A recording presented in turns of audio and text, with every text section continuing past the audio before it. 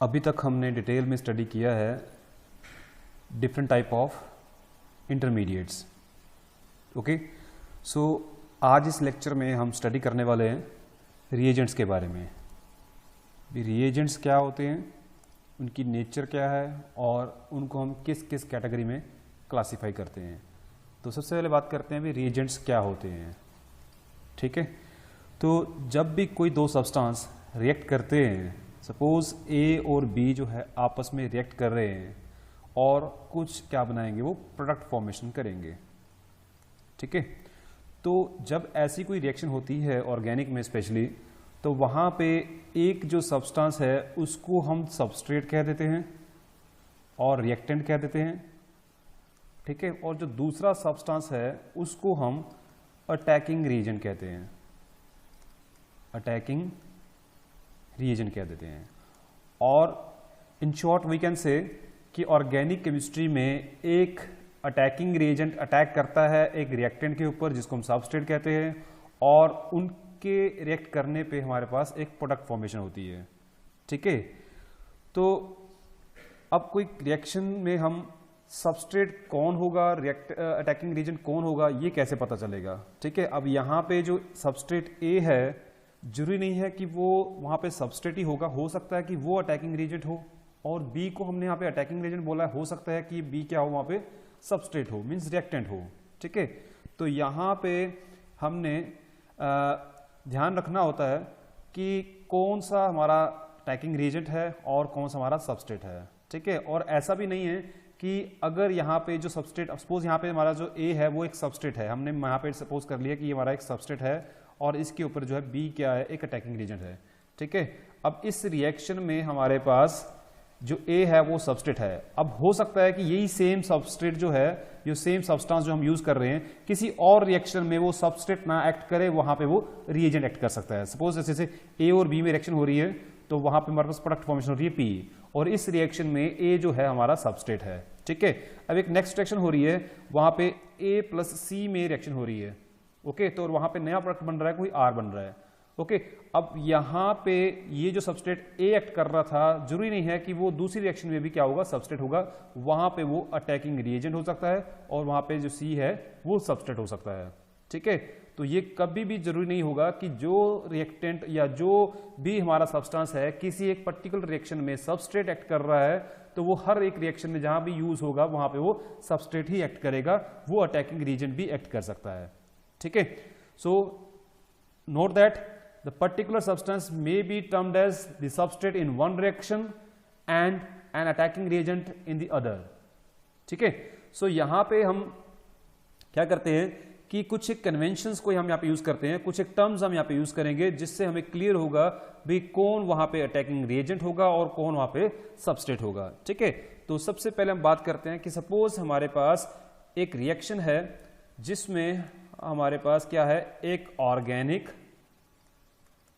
और एक inorganic substance है।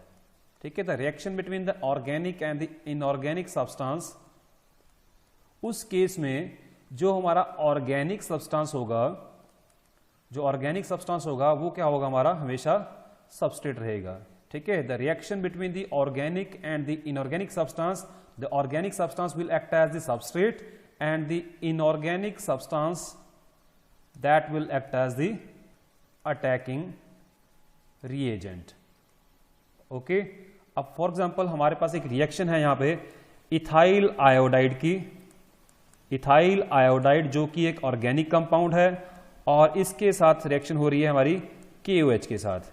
ठीक है, और क्या प्रोडक्ट फॉर्मेशन हो रही है हमारे पास, वहां पे इथाइल अल्कोहल फॉर्मेशन हो रही है और पोटाशियम आयोडाइड फॉर्म हो रहा है वहां पे।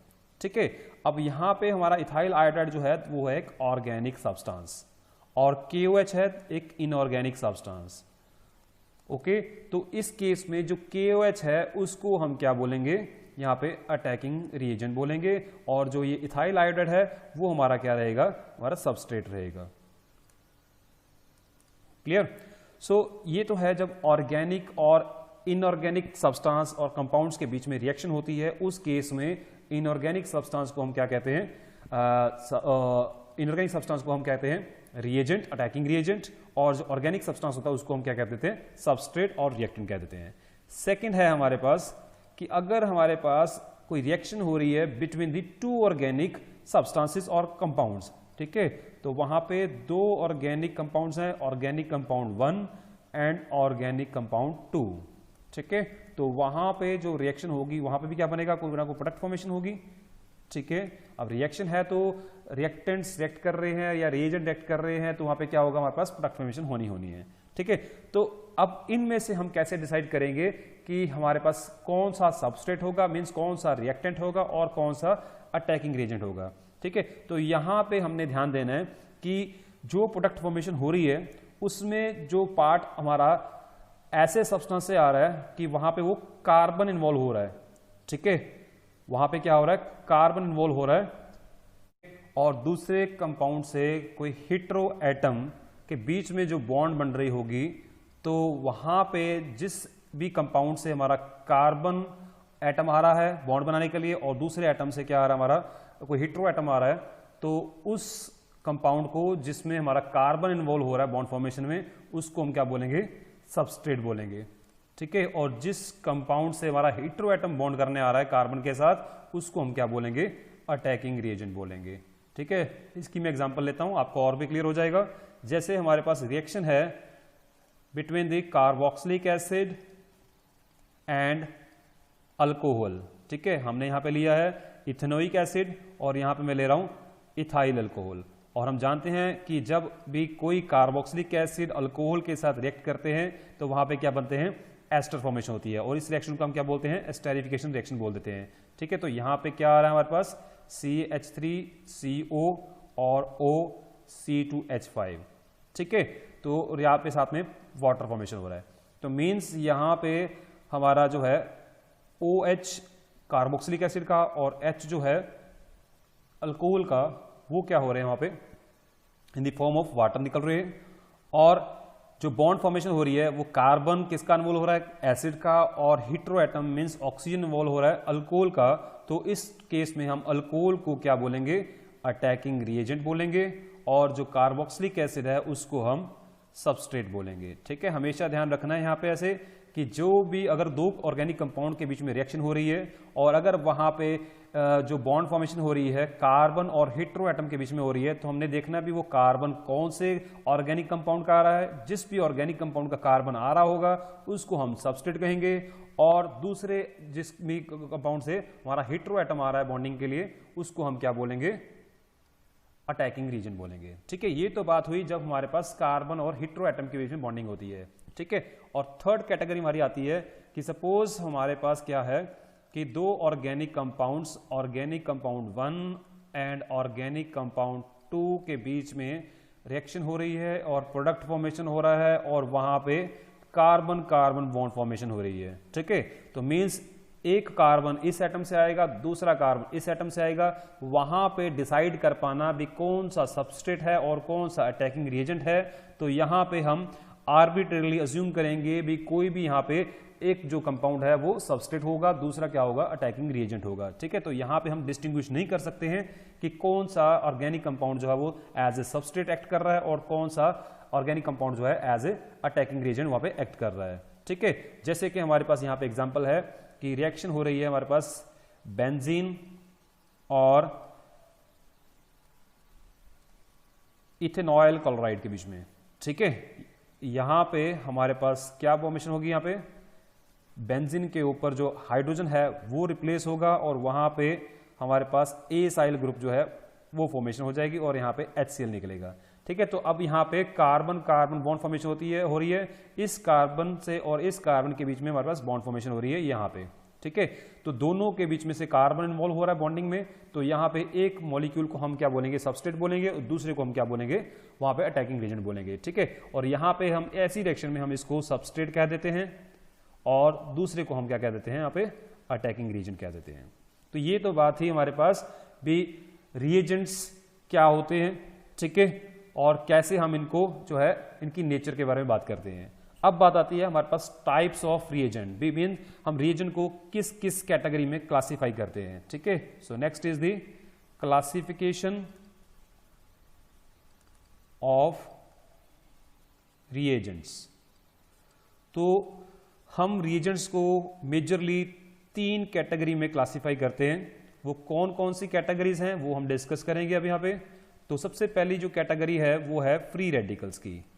अब फ्री रेडिकल्स के बारे में हम डिटेल में स्टडी कर चुके हैं कि इनकी फॉर्मेशन कैसे होती है, इनकी रिएक्टिविटी कैसे होती है, ये हम लास्ट लेक्चर में डिस्कस कर चुके हैं। ओके, तो यहाँ पे मैं इसको डिटेल में डिस्कस नहीं करूँगा। जिस किसी को भी इसके बारे में नहीं पता है तो मैं उससे रिक्वेस्ट करूँगा कि मेरी वो वीडियो जो मैंने अपलोड की हुई है ऑलरेडी उसको देखो, अच्छे से समझो कि फ्री रेडिकल्स क्या होते हैं, कैसे उनकी फॉर्मेशन होती है और कैसे उनकी रिएक्टिविटी होती है, ये हमने डिटेल में ऑलरेडी डिस्कस किया हुआ है। नेक्स्ट हम बात करते हैं सेकंड जो हमारे पास कैटेगरी है, that is the electrophilic reagents. अब इलेक्ट्रोफिलिक रिएजेंट्स क्या होते हैं और इलेक्ट्रोफाइल्स क्या होते हैं? इलेक्ट्रोफिलिक रिएजेंट्स को हम सिंपली इलेक्ट्रोफाइल्स भी कह देते हैं। अब नाम से पता लग रहा है यहां पे इलेक्ट्रो मींस इलेक्ट्रॉन और फाइल्स का मींस होता है यहां पे लविंग और लाइकिंग। ठीक है, सो इलेक्ट्रोफिलिक रिएजेंट और इलेक्ट्रोफाइल्स क्या होते हैं? These are the electron loving particles और स्पीशीज। ठीक है, ये ऐसी कुछ स्पीशीज हैं जो इलेक्ट्रॉन को पसंद करती हैं। ठीक है, तो मींस जो कोई भी इलेक्ट्रॉन को पसंद करता है तो उसके अंदर क्या होगा? इलेक्ट्रॉन की डेफिशिएंसी होगी। तो हम क्या डिफाइन करेंगे इसको? इलेक्ट्रोफिलिक रिएजेंट्स और electrophiles are the reagents which contain an atom which is deficient of electron. तो वहां पे क्या होगी? हमारे पास डेफिशिएंसी होगी इलेक्ट्रॉन्स की। तो जिस भी मॉलिक्यूल में इलेक्ट्रॉन की डेफिशिएंसी होती है तो वो as a Lewis acid behave करते हैं। ठीक है, जैसे लुईस एसिड बिहेव करते हैं उस तरीके से इलेक्ट्रॉन डेफिशिएंट जो स्पीशीज होती हैं वो भी लुईस एसिड एक्ट करते हैं। ठीक है, लुईस एसिड क्या करेंगे? बिहेव करेंगे और एज ए लुईस एसिड क्या करेंगे? एक्ट करेंगे। Okay, so because of the presence of the electron deficiency किसी भी मॉलिक्यूल में होगी तो उसको हम इलेक्ट्रोफाइल कहेंगे। और हमेशा ये एक तरह से सर्च में रहते हैं कि किस मॉलिक्यूल में हमारे पास वहां पे किसी भी एक एटम के ऊपर क्या हो? इलेक्ट्रॉन डेंसिटी हाई हो और ये फटाफट क्या करते हैं? वहां पे अटैक करना शुरू करते हैं। ठीक है, तो मींस हम कह सकते हैं कि जो इलेक्ट्रोफाइल्स हैं they always attack a molecule eight A point of high electron density. जहां पे इलेक्ट्रॉन डेंसिटी हाई होगी किसी भी सेंटर में, मींस मॉलिक्यूल्स का कोई ऐसा एटम जिसके ऊपर क्या होगी? हाई इलेक्ट्रॉन डेंसिटी होगी, वहां पे ये बड़ी जल्दी क्या करेंगे? अटैक करने की कोशिश करेंगे और इसलिए हम इसको इलेक्ट्रोफिलिक रिएजेंट कहते हैं। ठीक है, अब ये रिएजेंट है तो मींस ये कहां पे एक्ट करेंगे? सबस्ट्रेट के ऊपर एक्ट करेंगे। तो सबस्ट्रेट में भी हमारे पास एक मॉलिक्यूल है, मॉलिक्यूल्स के अंदर डिफरेंट हमारे पास एटम्स होंगे और उस एटम पे ये अटैक करेंगे जहां पे इलेक्ट्रॉन डेंसिटी क्या होगी? हाई होगी। अब ये कैसे पता लगेगा कि किस एटम के ऊपर क्या है इलेक्ट्रॉन डेंसिटी हाई है? तो वो हमें उनकी इलेक्ट्रोनेगेटिविटी से पता चल जाता है। जिस भी एटम की इलेक्ट्रोनेगेटिविटी ज्यादा होगी मींस वो शेयर्ड पेयर ऑफ इलेक्ट्रॉन को अपनी तरफ खींच रहा होगा और वहां पे इलेक्ट्रॉन डेंसिटी क्या होगी? हाई होगी। या फिर क्या होगा कि एक ऐसा एटम जिसके पास क्या होंगे? अनशेयर्ड पेयर ऑफ इलेक्ट्रॉन्स होंगे जिसको हम लोन पेयर्स कह देते हैं। तो वो लोन पेयर इलेक्ट्रॉन्स वहां पे होंगे। तो ये इलेक्ट्रोफाइल रिएजेंट जो कि इलेक्ट्रोफिलिक है, जो हमारे पास इलेक्ट्रॉन लविंग स्पीशीज है, ये बहुत ईजिली उस अनशेयर्ड इलेक्ट्रॉन्स पे जाके क्या करेंगे? अटैक करेंगे। ठीक है, अब इलेक्ट्रोफाइल्स हमारे पास 2 टाइप्स के होते हैं। कौन कौन सी टाइप्स होती है हमारे पास इलेक्ट्रोफाइल्स की? एक होती है हमारे पास पॉजिटिवली चार्ज्ड आयंस और पॉजिटिव इलेक्ट्रोफाइल्स कह देते हैं इसको सिंपली हम पॉजिटिव इलेक्ट्रोफाइल्स। और दूसरे होते हैं हमारे पास न्यूट्रल इलेक्ट्रोफाइल्स, मींस उनके ऊपर कोई चार्ज नहीं होता, न्यूट्रल इलेक्ट्रोफाइल्स। ठीक है, तो पहले हम डिस्कस करते हैं पॉजिटिव इलेक्ट्रोफाइल्स की। तो पॉजिटिव इलेक्ट्रोफाइल्स कैसे होते हैं? तो मींस ये वो इलेक्ट्रोफाइल हैं जिनके ऊपर क्या होगा? पॉजिटिव चार्ज होगा। और पॉजिटिव चार्ज क्यों आएगा? क्योंकि वहां से उनके इलेक्ट्रॉन्स क्या होंगे? निकल चुके होंगे, कोई और एटम लेके जा चुका होगा, तो वहां पे पॉजिटिव चार्ज आएगा। जब इलेक्ट्रोफाइल में हमारे पास पॉजिटिव इलेक्ट्रोफाइल में कोई इलेक्ट्रॉन उसका निकल जाएगा तो वो इलेक्ट्रॉन डेफिशिएंट हो जाएगा और उसके ऊपर क्या आएगा? पॉजिटिव चार्ज आएगा। ठीक है, तो यहां पे कौन कौन से हमारे पास पॉजिटिव इलेक्ट्रोफाइल होते हैं? एक तो होता है हमारे पास H पॉजिटिव आयंस। ओके, इसी तरह से हमारे पास होते हैं हाइड्रोनियम आयंस और नेक्स्ट होते हैं हमारे पास क्लोरोनियम आयंस। क्लोरीनियम आयंस, ये कौन से होते हैं हमारे पास, जिसमें क्लोरीन के ऊपर पॉजिटिव चार्ज हो।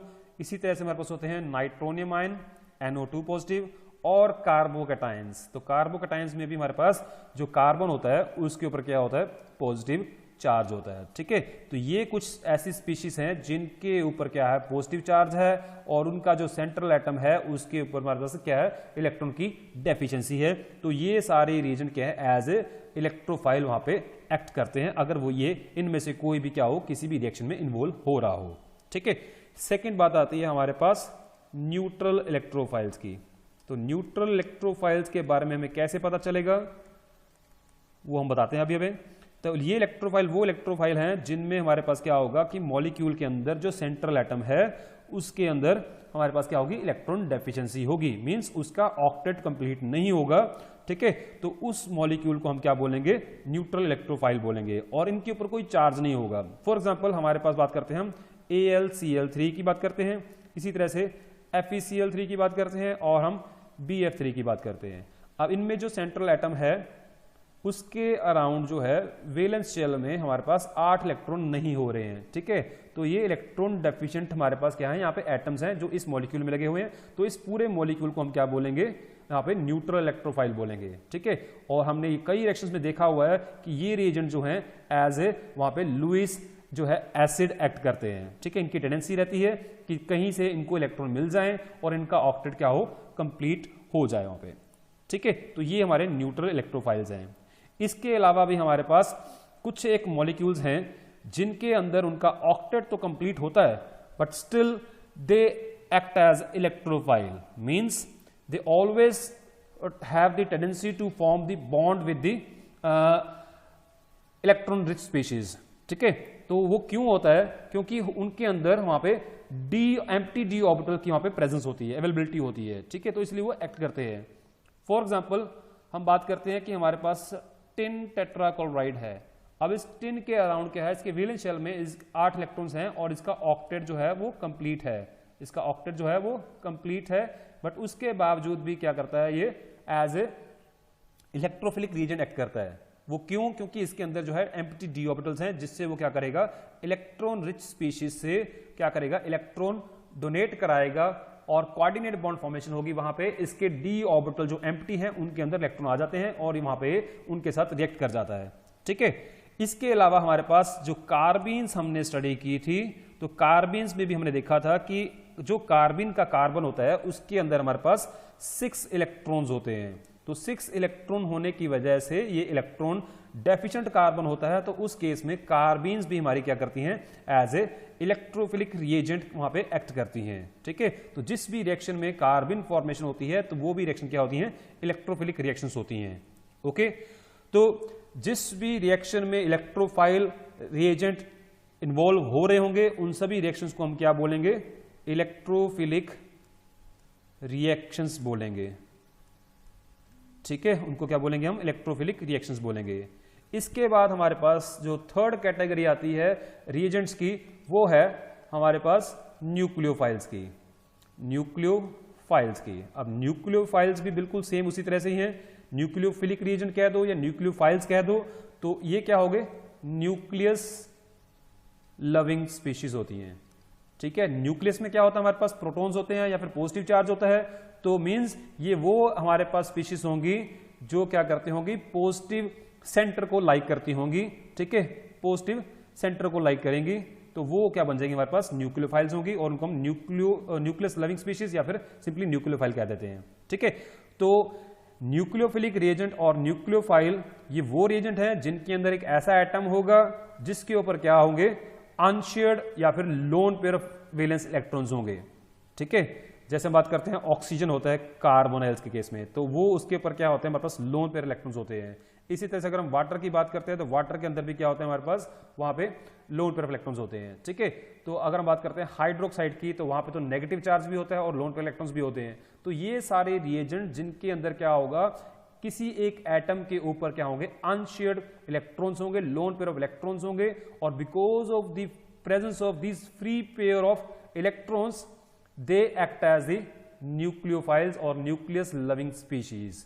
और ये वो स्पीशीज हैं जो अपने इलेक्ट्रॉन क्या है किसी को इजिली डोनेट करना पसंद करते हैं और डोनेट करके खुद स्टेबलाइज होना पसंद करते हैं, ठीक है, क्योंकि इनके पास एक्स्ट्रा इलेक्ट्रॉन्स है तो वहां पे इलेक्ट्रॉन इलेक्ट्रॉन रिपल्शन होती है, नेगेटिव चार्ज है तो वो भी अनस्टेबल होता है, तो ये क्या करेंगे बड़ी इजिली अपने इलेक्ट्रॉन क्या करेंगे किसी को डोनेट करना पसंद करेंगे, ठीक है। तो जब कोई इलेक्ट्रॉन किसी को डोनेट करता है तो वो वहां पे as a Lewis base act करता है, ठीक है। तो मींस ये वो स्पीशीज हैं जो लुईस बेस बिहेव करेंगे और इलेक्ट्रोफाइल्स क्या थे जो लुईस एसिड एक्ट करते हैं। तो हम इन सिंपल टर्म्स में कह सकते हैं कि इलेक्ट्रोफाइल्स क्या होते हैं, ये एक भूखे हमारे पास रिएजेंट होते हैं जिनको इलेक्ट्रॉन की भूख होती है, और न्यूक्लियोफाइल्स क्या होते हैं, दे आर रिच मॉलिक्यूल्स जिनमें इलेक्ट्रॉन्स क्या होते हैं ज्यादा होते हैं, ये हमेशा डोनेट करना पसंद करते हैं, ठीक है।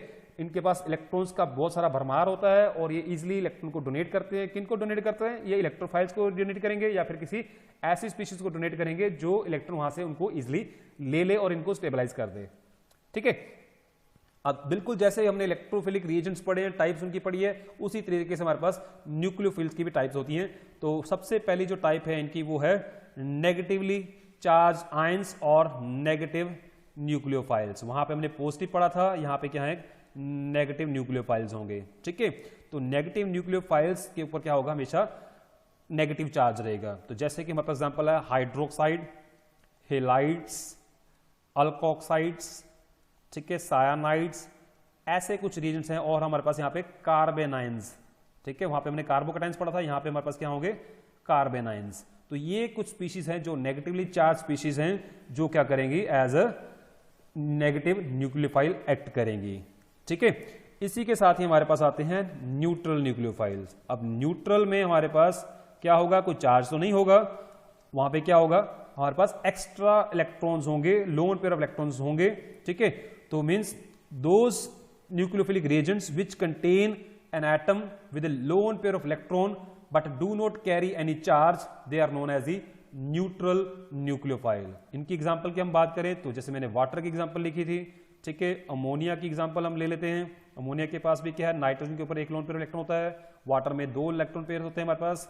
और अल्कोहल्स की बात करते हैं तो अल्कोहल का जो ऑक्सीजन है उसके पास भी क्या होते हैं, 2 लोन पेयर ऑफ इलेक्ट्रॉन्स होते हैं, ठीक है। ये सब कैटेगरी आती है हमारी न्यूट्रल न्यूक्लियोफाइल की, ठीक है। और वो रिएक्शंस जिनमें हमारे पास न्यूक्लियोफिलिक रिएजेंट इन्वॉल्व हो रहे होंगे उनको हम क्या बोलेंगे, न्यूक्लियोफिलिक रिएक्शंस बोलेंगे। हम क्या बोलेंगे, न्यूक्लियोफिलिक रिएक्शंस हम उनको बोलेंगे, ठीक है। अब यहां पे एक चीज हम ध्यान देने वाली है कि हमने बोला कि वो स्पीशीज जिनके ऊपर पॉजिटिव चार्ज होगा वो क्या एक्ट करेंगे हमारे पास एज अ इलेक्ट्रोफाइल एक्ट करेंगे, ठीक है। क्यों, क्योंकि उनकी टेंडेंसी रहती है वो इलेक्ट्रॉन पेयर को एक्सेप्ट करते हैं और वो पार्टिसिपेट करते हैं रिएक्शन में, ठीक है। तो इस रीजन से हम कह सकते हैं कि क्या हमारे पास जो सोडियम आयन है या फिर मैग्नीशियम 2 पॉजिटिव आयन है या पोटाशियम पॉजिटिव आयन है तो इनके ऊपर भी पॉजिटिव चार्ज है, तो मींस ये भी क्या होने चाहिए वहां पे एज ए इलेक्ट्रोफाइल होने चाहिए, ठीक है। बट अगर हम इनकी इलेक्ट्रॉन कन्फिगरेशन को ध्यान से देखें तो इन सब के अंदर क्या है हमारे पास नोबल गैस कन्फिगरेशन है। क्या है हमारे पास, नोबल गैस कन्फिगरेशन है इन सब के अंदर, ठीक है। मींस इनका जो सिस्टम है ऑलरेडी वहां पे इलेक्ट्रॉन्स जो है फिल्ड है यहाँ पे, ठीक है। तो ये इलेक्ट्रॉन एक्सेप्ट करने की टेंडेंसी नहीं रखते हैं क्योंकि इनके पास ऑलरेडी इलेक्ट्रॉन्स हैं जो कि फिल्ड है इनके ऑर्बिटल्स, तो ये एक्स्ट्रा इलेक्ट्रॉन एक्सेप्ट नहीं करते हैं। तो ऐसी स्पीशीज जिनके ऑर्बिटल्स क्या हो, टोटली फिल्ड हो, ठीक है, बावजूद उनके ऊपर क्या है कोई चार्ज है, तो वो वहां पे इलेक्ट्रोफाइल एक्ट नहीं करेंगे। इन चीजों का आपने वहां पे खास करके ध्यान रखना है, ठीक है। तो इसके बाद हम चलते हैं ऑर्गेनिक रिएक्शंस के ऊपर। भी हमारे पास ऑर्गेनिक केमिस्ट्री में किस किस टाइप की ऑर्गेनिक रिएक्शंस होती हैं वो हम ब्रीफली इस लेक्चर में डिस्कस करेंगे, डिटेल में हम इनको नेक्स्ट लेक्चर में डिस्कस करेंगे। तो हम देख लेते हैं अभी कौन कौन सी टाइप की हमारे पास ऑर्गेनिक रिएक्शंस होती हैं। तो मैं यहां पे लिख रहा हूं क्लासिफिकेशन ऑफ ऑर्गेनिक रिएक्शंस। तो ऑर्गेनिक केमिस्ट्री में हम स्टडी करेंगे ब्रॉडली 7 टाइप की रिएक्शंस को। वो कौन कौन सी हैं? सबसे पहली जो हम रिएक्शन स्टडी करेंगे, जो सबसे सिंपलेस्ट रिएक्शंस होती हैं, वो होती हैं सब्स्टिट्यूशन रिएक्शंस। सब्स्टिट्यूशन रिएक्शंस जिनको हम कई बार डिस्प्लेसमेंट रिएक्शन भी कह देते हैं, डिस्प्लेसमेंट रिएक्शन भी कह देते हैं। उसके बाद हम स्टडी करते होते हैं एडिशन रिएक्शंस को, एडिशन रिएक्शंस। ओके, फिर हमारे पास कैटेगरी आती है थर्ड कैटेगरी जो है एलिमिनेशन रिएक्शंस की, एलिमिनेशन रिएक्शंस। फोर्थ कैटेगरी हमारे पास है रीअरेंजमेंट रिएक्शंस की।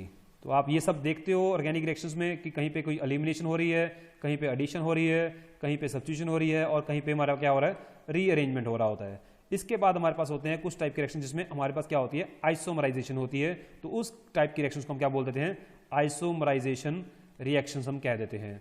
ठीक है, सिक्स्थ कैटेगरी हमारे पास है कंडेंसेशन रिएक्शंस की। तो कंडेंसेशन रिएक्शंस क्या होती हैं वो भी हम डिस्कस करेंगे। लास्ट कैटेगरी है जो सबसे इंपॉर्टेंट रिएक्शन है वो है मॉलिक्यूलर रिएक्शंस। ये एक स्पेशल टाइप की कैटेगरी है हमारे पास रिएक्शंस की, मॉलिक्यूलर रिएक्शंस हम इनको कहते हैं। तो अब क्या होते हैं हम इनको ब्रीफली डिस्कस कर लेते हैं। सबसे पहले बात करते हैं सब्स्टिट्यूशन रिएक्शंस की। तो सब्स्टिट्यूशन रिएक्शंस वो होती हैं जिनमें क्या होता है, कोई एक एटम या फिर ग्रुप ऑफ एटम और मॉलिक्यूल क्या होता है, सब्स्टिट्यूट होता है और उसकी जगह पे कोई और एटम या ग्रुप ऑफ एटम यहाँ पे लग जाता है। सपोज हमारे पास यहाँ पे मीथेन और क्लोरीन के बीच में रिएक्शन हो रही है in the presence of light. तो वहां पे क्या होता है कि ये जो कार्बन के साथ हाइड्रोजन लगे हुए हैं one by one, one after one क्या होता है कि क्लोरीन के साथ वो रिप्लेस होते जाते हैं। तो सबसे पहले फॉर्मेशन होती है वहां पे बस मिथाइल क्लोराइड की, उसके बाद फॉर्मेशन होती है हमारे पास डाइक्लोरोमीथेन की, उसके बाद फॉर्मेशन होती है हमारे पास क्लोरोफॉर्म की, अल्टीमेटली हमारे पास क्या होता है वहां पे कार्बन टेट्राक्लोराइड बन जाता है और हर स्टेप में हमारे पास एक HCl गैस का मॉलिक्यूल निकलता है। ठीक है, तो अल्टीमेटली क्या है, ये कार्बन टेट्राक्लोराइड फॉर्मेशन होता है। तो यहाँ पे क्या हो रही है, सब्स्टिट्यूशन हो रही है किसकी, हाइड्रोजन की, किसके साथ, क्लोरीन के साथ। तो मीन्स ये हमारा जो है इस तरीके का रिएक्शन है कि यहाँ पे क्या होता है कि इसका H और इसका ये क्लोरीन आपस में HCl बना देते हैं और दूसरा क्लोरीन यहाँ पे जुड़ जाता है। मीन्स होता क्या है कि इसमें से एक क्लोरीन इस कार्बन पे अटैक करता है और उस प्रोटॉन को वहां से निकाल देता है। तो वहां पे क्या हुआ कि सब्स्टिट्यूट हो गया, एक प्रोटॉन वहां से निकला और क्लोरीन ने उसकी जगह ले ली, तो ये सब्स्टिट्यूशन रिएक्शन कहलाती है। ठीक है, तो वहां पे HCl फॉर्मेशन होती है। जब एक क्लोरीन लग जाएगी तो उसके बाद दूसरी क्लोरीन जो है वो भी अटैक करती है, दूसरे प्रोटॉन को वहां पे रिप्लेस कर देती है और उसकी जगह खुद ले लेती है। तो उसको बोलते हैं हम सब्स्टिट्यूशन रिएक्शंस। ठीक है, नेक्स्ट आती है हमारे पास एडिशन रिएक्शन की टाइप। तो एडिशन रिएक्शन क्या होती हैं, जिसमें क्या होता है कि हमारे पास के एक मॉलिक्यूल के अंदर दूसरा मॉलिक्यूल क्या हो रहा है, ऐड हो रहा होता है। ठीक है, तो एडिशनल रिएक्शंस क्या होती हैं, जिसमें हमारे पास क्या होती है, कॉम्बिनेशन होती है between the molecules of two reacting substance. ठीक है, तो और वहां पे एक सिंगल प्रोडक्ट बनता है। तो A प्लस बी अगर रिएक्ट कर रहे हैं तो वहां पे कोई C टाइप की प्रोडक्ट बन रही है, तो एक ही प्रोडक्ट अगर बनती है तो उसमें हम क्या कहते हैं कि जो B है या A है वो उसके अंदर क्या हो रहा है, ऐड हो रहा है। हो सकता है कि A B के अंदर ऐड हो रहा हो, B A के अंदर ऐड हो रहा हो और वहां पे क्या होगा, रिएक्शन होगी, तो उसको हम बोलेंगे एडिशन प्रोडक्ट। वहां पे कुछ भी क्या है, एक्स्ट्रा प्रोडक्ट नहीं निकलेगा। ठीक है, तो ऐसी रिएक्शन को हम क्या बोलते हैं, एडिशन रिएक्शन बोलते हैं। और इस रिएक्शन में हमेशा हमारे पास क्या होगा कि किसी एक रिएजन में वहां पे डबल बॉन्ड या फिर ट्रिपल बॉन्ड होगी वहां पे। ठीक है, तभी जाके कोई चीज ऐड करेगी, अदरवाइज नहीं ऐड करेगी। अगर सिंगल बॉन्ड है तो वहां पे सब्स्टिट्यूशन होगी या फिर एलिमिनेशन होगी, और अगर एडिशन रिएक्शन हो रही है तो वहां पे क्या होगा, डबल बॉन्ड या फिर ट्रिपल बॉन्ड डेफिनेटली होगी ही होगी। ठीक है, इसको हम डिटेल में नेक्स्ट लेक्चर में स्टडी करेंगे भी कैसे होती है ये। उसके बाद बात करते हैं हम हमारे पास एलिमिनेशन रिएक्शन की। अब यहां पे कुछ एलिमिनेट होगा। ठीक है, नाम से पता लग रहा है एलिमिनेशन रिएक्शन, तो मींस ऐसी रिएक्शन जिसमें हमारे पास क्या होता है, कोई लॉस ऑफ एटम और ग्रुप ऑफ एटम क्या होते हैं, लॉस होता है वहां पे। ठीक है, किसी एक मॉलिक्यूल में से, तो उस कंपाउंड को हम क्या, उस रिएक्शन को हम क्या बोलेंगे, एलिमिनेशन रिएक्शन बोलते हैं। और जब भी कभी किसी मॉलिक्यूल में से कुछ एलिमिनेट होगा तो वहां पे डेफिनेटली डबल या ट्रिपल बॉन्ड फॉर्मेशन होगी। फॉर एग्जांपल मैं यहां पे लेता हूं कि हमारे पास क्या है, CH3 CH2 CH2Cl है, इसको बोलते हैं प्रोपाइल क्लोराइड। और इसकी जब रिएक्शन होती है एक्वस KOH के साथ तो वहां पे हमारे पास एक एटम से H और दूसरे एटम से क्लोरीन निकलती है और वहां पे हमारे पास क्या बन जाता है, CH double bond CH2 propylene बनती है और वहां पे KCl प्लस वाटर हुआ। तो मीन्स यहां से हमारा HCl निकला, वो HCl एक एसिड है, वो बेस को क्या करेगा, न्यूट्रलाइज करेगा, तो वहां पे साल्ट एंड वाटर फॉर्मेशन करेगा और जो हमारा मेजर प्रोडक्ट बना उसमें क्या आ गई, डबल बॉन्ड फॉर्मेशन आ गई। तो यहाँ पे क्या हो रही है, एलिमिनेशन हो रही है, किसकी, HCl की एलिमिनेशन हुई। तो इस टाइप की रिएक्शन को हम क्या बोलते हैं, एलिमिनेशन बोलते हैं। ठीक है, अब एलिमिनेशन की टाइप्स कितनी है ये हम डिटेल में डिस्कस करेंगे नेक्स्ट लेक्चर में। फर्दर हम चलते हैं अगली कैटेगरी में जो कि है हमारे पास आइसोमराइजेशन रिएक्शन की। तो आइसोमराइजेशन में क्या होता है कि ये ऐसी रिएक्शन हैं जिनमें क्या होता है, एक आइसोमर जो है वो कन्वर्ट होता है सेकेंड आइसोमर में। One isomer is being converted to the second isomers. अब आइसोमर्स क्या होते हैं ये हम डिटेल में स्टडी कर चुके हैं ऑलरेडी लोअर क्लासेस में, कि वो मॉलिक्यूल्स जिनका मॉलिक्यूलर फॉर्मूला सेम होता है, ठीक है, बट उनकी स्ट्रक्चर में डिफरेंस होता है, तो उसको हम क्या बोलते हैं, आइसोमर्स बोलते हैं। ठीक है, तो यहां पे हमारे पास जो रिएक्टेंट्स हैं और प्रोडक्ट्स हैं वो एक दूसरे के क्या होंगे, आइसोमर्स होंगे। मींस रिएक्टेंट जो है वो प्रोडक्ट में कब कन्वर्ट हुआ, मींस डिफरेंट उसका आइसोमर बन गया, तो हम कहते हैं भी ये हमारी रिएक्शन क्या हुई, आइसोमराइजेशन रिएक्शन हुई। ठीक है, तो यहां पे geometrical isomer most of the time क्या होते हैं, बनते हैं। ठीक है, मतलब ट्रांस से सिस बन सकता है, सिस से ट्रांस बन सकता है। ओके, तो नेक्स्ट कैटेगरी है हमारे पास कंडेंसेशन रिएक्शंस की। तो कंडेंसेशन रिएक्शन क्या होती है कि इसमें कुछ कंडेंस हो रहा है, मींस हमारे पास यहां पे एलिमिनेशन हो भी सकती है किसी मॉलिक्यूल की, नहीं भी हो सकती है। मींस वो रिएक्शन जिनमें दो या दो से ज्यादा मॉलिक्यूल्स सेम टाइप के या फिर डिफरेंट टाइप के कंबाइन करते हैं और एक प्रोडक्ट फॉर्मेशन करते हैं, और वहां पे कुछ क्या हो, smaller molecule just like water और अल्कोहल्स एलिमिनेट हो भी सकते हैं, नहीं भी हो सकते हैं। तो ऐसी रिएक्शन को हम क्या बोलते हैं, कंडेंसेशन रिएक्शन बोलते हैं। बहुत ही इंपॉर्टेंट रिएक्शन आप लोगों ने पढ़ी हुई है, वो है एल्डोल कंडेंसेशन। ठीक है, उसमें क्या होता है कि हमारे पास अल्डिहाइड, दो मॉलिक्यूल्स अल्डिहाइड के, सेम टाइप के अल्डिहाइड के मॉलिक्यूल्स क्या करते हैं, in the presence of dilute NaOH वो कंडेंस करते हैं, और वहां पे कुछ भी एलिमिनेट नहीं होता, और क्या बनता है वहां पे, 2 हाइड्रोक्सी ब्यूटेनॉल बनता है। वहां पे 2 हाइड्रोक्सी ब्यूटेनॉल बनता है, that is a 2 hydroxy butanol, और इसको सिंपली हम एल्डोल भी कह देते हैं। ठीक है, तो इस टाइप की जो रिएक्शंस होती हैं जिनमें दो सेम या फिर डिफरेंट टाइप के मॉलिक्यूल्स क्या होते हैं, एक दूसरे के साथ कंबाइन करते हैं विद और without the elimination of any small molecule just like water alcohol, उस रिएक्शन को हम क्या बोलते हैं, कंडेंसेशन रिएक्शन बोलते हैं। ठीक है, तो लास्ट जो टाइप की कैटेगरी है वो है मॉलिक्यूलर रिएक्शंस। तो मॉलिक्यूलर रिएक्शंस में क्या होता है, इसमें सिंपली क्या होता है कि हमारे पास मॉलिक्यूल्स की रीऑर्गेनाइजेशन होती है। क्या होती है, रीऑर्गेनाइजेशन। अब कैसे होती है इसको डिटेल में स्टडी बाद में करेंगे। मींस ये वो रिएक्शन है जिनके अंदर रीऑर्गेनाइजेशन ऑफ द क्या होती है, मॉलिक्यूल्स कैसे होती है, उनकी जो कोवलेंट बॉन्ड्स होती हैं, ठीक है, जो कोवलेंट बॉन्ड होती हैं वो क्या करती हैं, टूटती हैं, फिर बनती हैं, और मॉलिक्यूल क्या होता है, रीऑर्गेनाइज हो जाता है। ठीक है, तो ऐसी रिएक्शन जिसके अंदर कोवलेंट बॉन्ड कहते हैं, अभी रीऑर्गेनाइज होती हैं, वो उनको हम मॉलिक्यूलर रिएक्शन कहते हैं। अब ये कोवलेंट बॉन्ड क्या हो सकती है, किसी एक सिंगल मॉलिक्यूल में भी हो सकती है। ठीक है, सिंगल मॉलिक्यूल के अंदर अगर ऐसे रीऑर्गेनाइजेशन हो जाए कोवलेंट बॉन्ड्स की, तो उसको हम क्या बोलेंगे, इंट्रा मॉलिक्यूलर मॉलिक्यूलर रिएक्शंस। ठीक है, इंट्रा मॉलिक्यूलर रिएक्शंस बोल देंगे, क्योंकि एक मॉलिक्यूल के अंदर हो रही है। अगर हमारे पास वो दो मॉलिक्यूल्स में होती है, दो मॉलिक्यूल्स वो सेम भी हो सकते हैं, डिफरेंट भी हो सकते हैं, ठीक है, तो उसको हम क्या बोलेंगे, इंटर मॉलिक्यूलर रिएक्शंस बोलेंगे, इंटर मॉलिक्यूलर रिएक्शंस कह देंगे हम उनको। ठीक है, तो उसके अंदर भी क्या होगा, रीऑर्गेनाइजेशन होगी।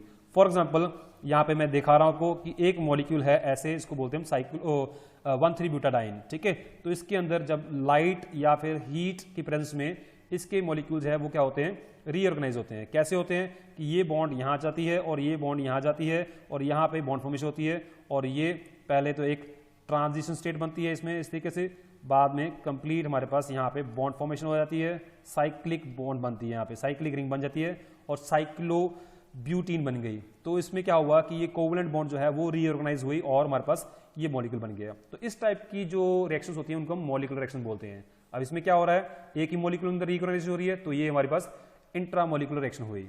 अगर हमारे पास ये रिएक्शन दो डिफरेंट मॉलिक्यूल्स के बीच में होती है, जैसे ये रिएक्शन है, तो इसमें क्या होता है कि ये बॉन्ड यहाँ ट्रांसफर होती है, ये बॉन्ड यहाँ पे ट्रांसफर होगी, और ये बॉन्ड यहाँ पे ट्रांसफर होगी, तो वहाँ पे क्या बन जाता है, हमारे पास एक नया प्रोडक्ट बन जाता है। इस तरीके से पहले ट्रांजिशन स्टेट बनती होती है, फिर हमारे पास क्या है, ये एक नया कंपाउंड फॉर्मेशन होता है।